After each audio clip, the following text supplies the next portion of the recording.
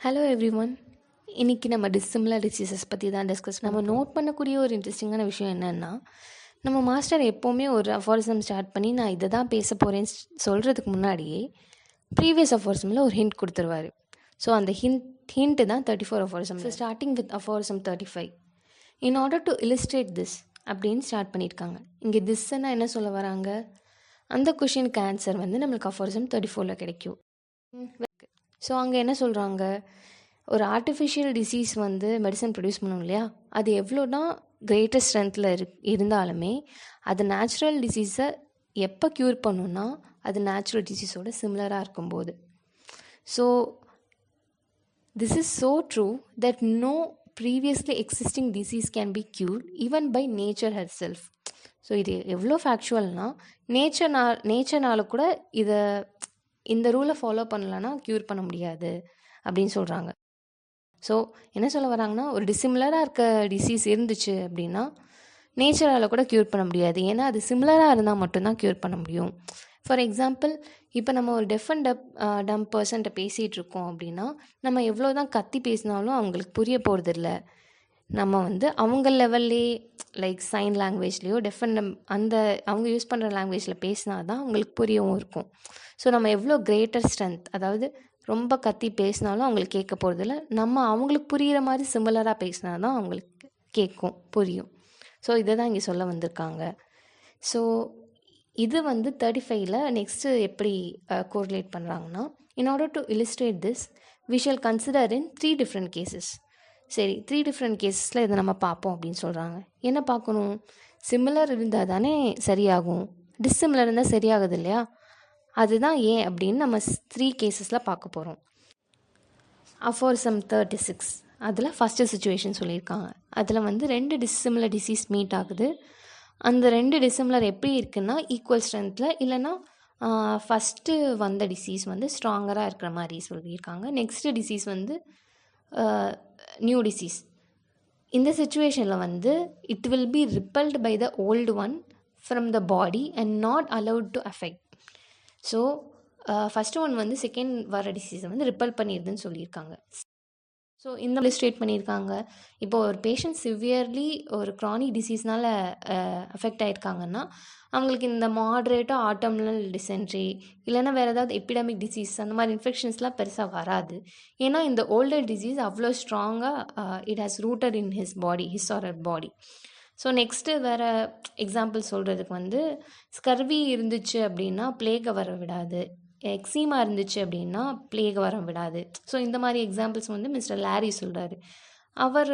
அவர் போக doctor Jenner என்ன சொல்கிறாருன்னா, ரேட்சைட்டிஸ் இருந்துச்சுன்னா ஸ்மால் பாக்ஸ் வேக்சினேஷனுக்குள்ள எஃபெக்டையும் வந்து it will never expose it அப்படிங்கிற மாதிரி சொல்கிறாங்க.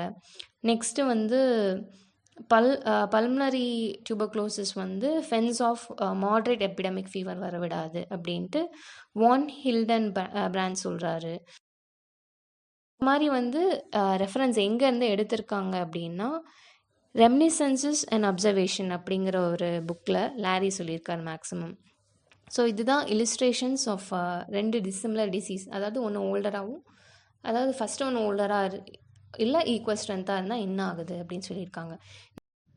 அஃபாரிசம் 37ல் என்ன சொல்லியிருக்காங்க, it is not second case. Second case வந்து நம்ம 38 அஃபாரிசமில் பார்ப்போம். இங்கே வந்து ஒரு அலோபதிக் மெடிசன், அதாவது ஜென்ரலாக நம்ம என்ன சொல்லுவோம், ஒரு ஓல்டான க்ரானிக்கான டிசீஸ் இருக்குது அப்படின்னா அது அன்ரிமைண்டாகவும் அன்அல்டர்டாகவும் இருக்கும். எப்போன்னா இந்த மாதிரி நம்ம ஒரு ஆர்டினரி மெடிக்கல் ட்ரீட்மெண்ட்னா அப்போனா அலோபதி தானே சொல்லுவாங்க. அலோபதி கொடுத்துட்டு இருந்தால் அப்படி தான் ஆகும். ஏன்னா அது வந்து சிமிலராக ஒரு டிசீஸ் ப்ரொடியூஸ் பண்ணி நேச்சுரல் டிசீஸோடு கனெக்ட் ஆகி அது சரி பண்ண போகிறதில்ல.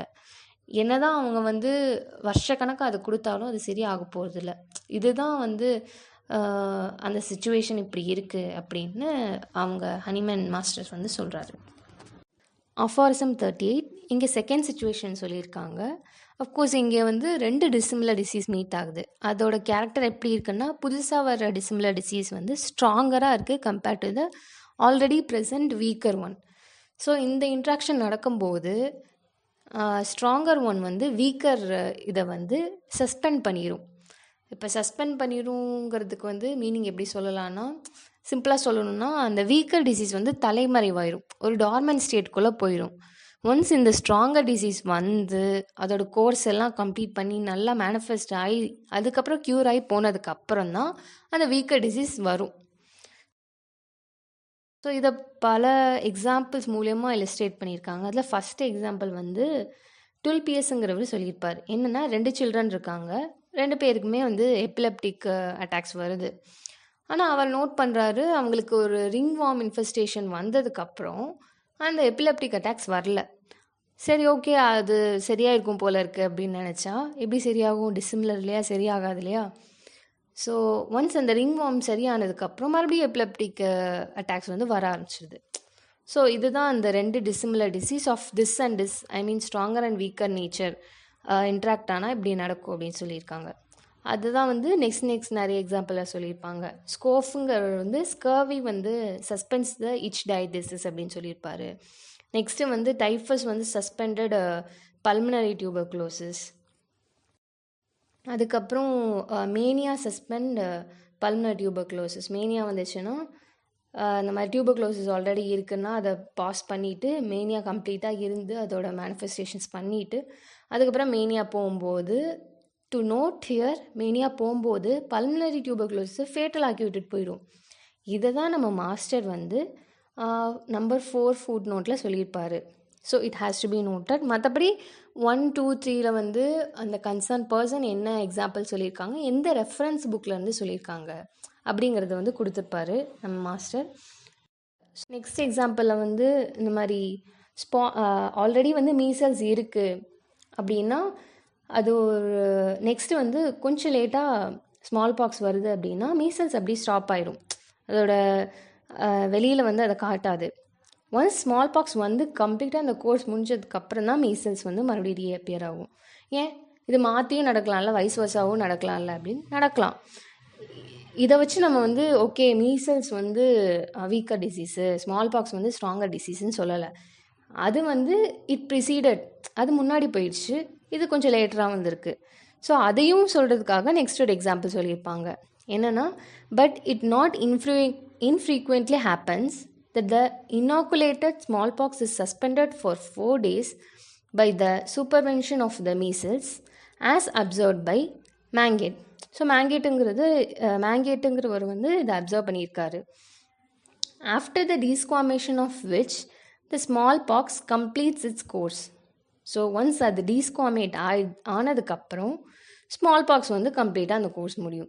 ஸோ நம்ம ஆல்ரெடி பார்த்த சுச்சுவேஷன் விட இது அப்படியே வைஸ் வர்ஸாவாக இருக்கா. So it has to be noted.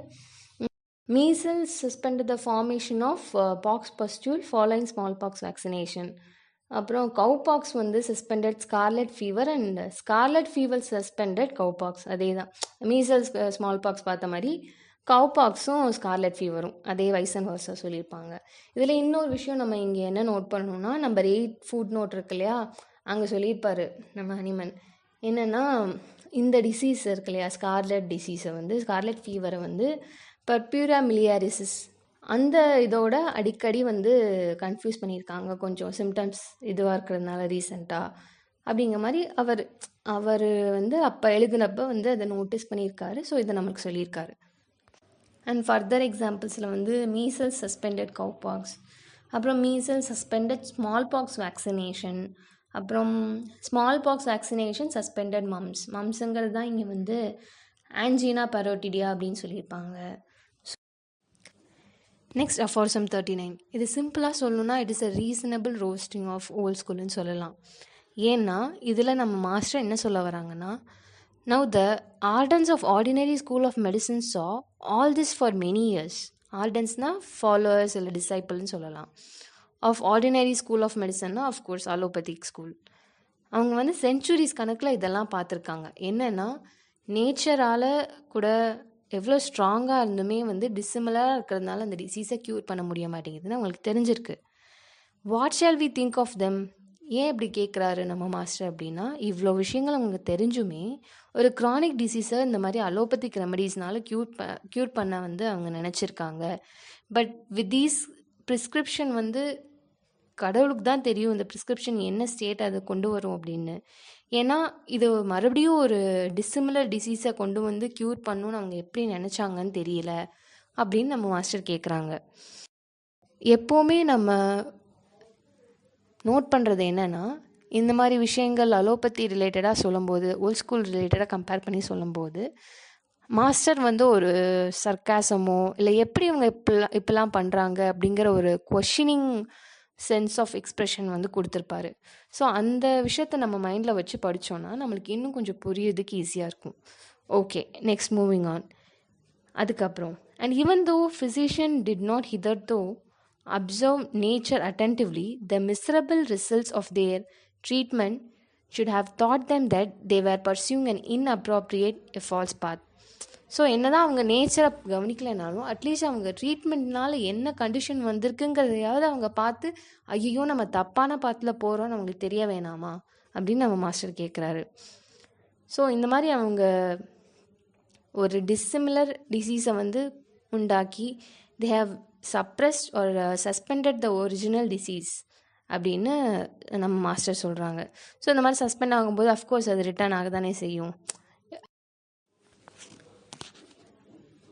For example, ஒரு ஸ்கின் டிசீஸ், இச் டிசீஸ் வரும்போது அவங்க வந்து வைலண்ட் பர்கேட்டிவ்ஸ் ஃப்ரீக்வெண்ட் ரெப்பிட்டேஷனில் கொடுத்துட்றாங்க. பட் ஒரு ஸ்டேஜ்க்கு அப்புறம் அதை கொடுத்து பேஷண்ட் வந்து ரொம்ப இதாகிடுவாங்க இல்லையா, they can't take any more purgatives. அந்த மாதிரி ஸ்டேட் வரும்போது மறுபடியும் அந்த எரப்ஷன்ஸ் மறுபடியும் பிரேக் அவுட் ஆகும். இல்லைன்னா internal psora will come out and display its bad symptoms இல்லையா. இந்த மாதிரி சுச்சுவேஷனில் அந்த பேஷண்ட்டோட ஸ்டேட் யோசிச்சு பாருங்கள். இந்த பர்கேட்டிவ்ஸ்னால the patient has already been debilitated. அது போக உள்ளே இருக்க சோரா மறுபடியும் வந்ததுனால ஓல்டு டிசீஸ் மறுபடியும் எக்ஸ்போஸ் ஆகிறதுனால ஆல்ரெடி வீக்காக இருக்க ஸ்டேட்டில் it makes the condition even worse. Next example என்ன சொல்கிறாரு அப்படின்னா, எக்ஸ்டர்னலாக ஏதாவது அல்சரேஷன்ஸ் வருதுன்னா அதை வந்து நாங்கள் கரெக்டாக எராடிகேட் பண்ணிடுறோம். இந்த இதை எக்ஸ்டர்னலாக நாங்கள் ட்ரீட் பண்ணியே வந்து உங்கள் க்ரானிக் டிசீஸை சரி பண்ணிடுறோம், எராடிகேட் பண்ணிடுறோங்கிற பேரில் என்ன பண்ணுறாங்க, அந்த லைன் பாருங்கள் next. They can never attain their object by doing so. They can never cure them by that means. As such, artificial cutaneous ulcers are quite alien and allopathic to the internal affection. அதாவது internal அஃபெக்ஷனுக்கு இந்த மாதிரி சம்மந்தமே இல்லாமல் வெளியில் வந்து எக்ஸ்டர்னலாக நம்ம concept பொறுத்த வரைக்கும் அதுதானே, வெளியில் ஏதாவது எக்ஸ்டர்னல் மேனிஃபெஸ்டேஷன் இருக்குன்னா உள்ளே ஏதோ பிரச்சனை இருந்து தான் வந்திருக்கணும். ஸோ அந்த மாதிரி ட்ரீட் பண்ணாமல் நான் வெளியிலேயே வந்து ஆயின்மெண்ட் போடுறேன், அப்படி போடுறேன், இப்படி போடுறேன்னு சொன்னால் அது எப்படி க்யூர் ஆகும்? ஸோ இதுதான் வந்து they can never attain their objective அப்படின்னு மாஸ்டர் சொல்ல வராரு. ஸோ நெக்ஸ்ட் லைனில், but in as much as the irritation produced by several tissues is at least sometimes stronger, அதாவது bracketல dissimilar disease than the indwelling malady, the later is thereby sometimes silenced and suspended for a week or two, but it is only suspended and that for very short time while the patient's power are gradually worn out. So இந்த மாதிரி பண்ணும்போது அது அப்போதைக்கு டெம்பரவரியாக வந்து suspend ஆயிடுது. அதுக்கப்புறம் கொஞ்சம் short duration நல்லா அந்த மாதிரி இருக்குது. ஒன்ஸ் ஒரு ஸ்டேஜ் போனதுக்கப்புறம் அவங்க ஓன் அவுட் ஆகிடுறாங்க, டெபிலிட்டேட்டிங் ஸ்டேஜ்குள்ளே போயிடுறாங்க. சரி நம்ம அலோபதி மெடிசன் ஸ்டாப் பண்ணிடலாம் அப்படின்னு நினைக்கும் போது அகெயின் சஸ்பெண்ட் ஆன டிசீஸ் வந்து வெளியில் வருது. ஸோ இந்த ஸ்டேஜில் வந்து பேஷண்ட்னால அதை எடுத்துக்க முடிய மாட்டேங்குது இல்லையா. ஸோ இந்த ஸ்டேஜஸ் தான் வந்து அலோபதிக் மெடிசன் கொடுத்து நடக்குது. இட் இஸ் ஃபர்தர் ஒஸ்டனிங் த கேஸுங்கிற மாதிரி தான் சொல்கிறாங்க நம்ம மாஸ்டர். ஸோ இதனால் வந்து க்யூர் இவங்களால் ஒரு க்யூர் கொடுக்க மாட்டேங்குது. மேபி ஷார்ட் டைமுக்கு கொஞ்சம் நல்லா இருக்கிற மாதிரி இருக்குது சஸ்பெண்ட் ஆகுறதுனால, இல்லை டிசீஸ் வந்து சப்ரஸ் ஆகிறதுனால. ஆனால் லாங் ரன் பார்த்தா இவங்க புதுசாக ஒரு மார்பிட் ஸ்டேட்டை வந்து அந்த ஓல்டு டிசீஸ் கூட ஆட் பண்ணிடுறாங்க அப்படின்னு சொல்லி மாஸ்டர் இந்த அஃபார்ஸை முடிக்கிறாரு. அண்ட் தென் அஃபார்சம் 40 இங்கே தேர்ட் சிச்சுவேஷன் பற்றி டிஸ்கஸ் பண்ணுவோம். ஆல்ரெடி ஃபஸ்ட் அண்ட் செகண்டில் என்ன பார்த்தோம், ஃபஸ்ட்டு ஒன்றில் வந்து ஓல்டர் வந்து ஸ்ட்ராங்கராக இருக்கும். ஸோ புதுசாக வர வீக்கரை வந்து அது ரிப்பல் பண்ணி விட்டுரும். செகண்ட் சுச்சுவேஷன் வந்து ஓல்டர் வந்து வீக்காக இருக்கும், அதனால் புதுசாக வர ஸ்ட்ராங்கர் டிசீஸ் வந்து இதை சஸ்பெண்ட் பண்ணி விட்டுரும். இப்போ தேர்ட் சுச்சுவேஷனில் புதுசாக வர டிசீஸ் வந்து இருக்கிற டிசீஸ்க்கு ஆல்மோஸ்ட் ஈக்குவல் ஸ்ட்ரென்த்தில் வரும். இப்படி இருக்கும்போது என்ன பண்ணுன்னா, அந்த நியூ டிசீஸ் உள்ள வந்துட்டு என்ன ஏதுன்னு கொஞ்சம் பார்த்துட்டு, அதுக்கப்புறம் பேசாம நம்ம 2 பேரும் சேர்ந்து கொலாபரேஷன்ல இருந்தா என்ன அப்படின்னு கேட்டுரும். ஸோ இந்த 2 டிசீஸும் சரி அப்ப நீ உன் ஏரியாவ எடுத்துக்கோ, நான் என் ஏரியாவ எடுத்துக்கிறேன் அப்படின்னு சொல்லிட்டு, அது ஏரியா ஆஃப் ஆக்ஷன் எங்கெங்க இருக்கோ, ஏரியா ஆஃப் அஃபெக்ஷன் எங்கெல்லாம் பண்ணா அவங்களுக்கு ஜாலியா இருப்பாங்க, அந்த மேனிஃபெஸ்டேஷன் நடக்குமோ, அந்த ஏரியாவ போய் பிக்கப் பண்ணி உட்காந்துருவாங்க அவங்க. ஸோ இத தான் அவங்க சொல்லியிருக்காங்க. As 2 diseases dissimilar to each other, they can't cure one another. So இவங்களால ரிமூவும் பண்ண முடியாது, க்யூரும் பண்ண முடியாது. அவங்க ஏரியால அவங்கவங்க போய் ஆக்குபை பண்ணிருவாங்க அப்படின்னு சொல்லியிருக்காங்க. இது அதுக்கப்புறம் வந்து ஒரு வெனரல் சிம்டம்ஸ் இருக்கு அப்படின்னா, ஃபர்ஸ்ட்டு இந்த சோரா எரப்ஷன், நெக்ஸ்ட் இந்த சோரா எரப்ஷன் வருதுன்னா, அந்த வெனரல் சிம்டம்ஸ் வந்து கொஞ்ச நாள் சஸ்பெண்ட் ஆகியிருக்கும். அதுக்கப்புறம் இந்த சோரிக் எரப்ஷன்லாம் வந்து முடிஞ்சதுக்கப்புறம் இவங்க 2 பேரும் ஜாயின் ஆயிருவாங்களா? ஜாயின் ஆயிட்டு ஒரு பார்ட்டா அவங்க வந்து எடுத்துப்பாங்க. நான் இந்த பார்ட் எடுத்துக்கிறேன், இந்த ஆர்கன் எடுத்துக்கிறேன், நான் இந்த ஆர்கன் எடுத்துக்கிறேன்னு சோரிக்கும் எடுத்துரும். ஸோ அப்படி எடுத்த உடனே பேஷண்ட் வந்து 2 டிசீஸ்னால அப்படி சஃபர் ஆகிற மாரி இருக்கும். இது வந்து க்யூர் பண்ணவும் கொஞ்சம் டிஃபிகல்ட்டா இருக்கும் அப்படின்னு சொல்றாங்க. இது எப்படி எக்ஸாம்பிள்ல என்ன சொல்றாரு மாஸ்டர் அப்படின்னா, ஸ்மால் பாக்ஸ் அண்ட் மீசல்ஸுமே இப்படி தான் வந்து 2மே they will complicate each other, they will join hands and make a complex disease அப்படின்னு சொல்கிறாங்க. இதில் வந்து என்னென்னா, அப்போ வந்து எபிடமிக் வந்திருக்கும்.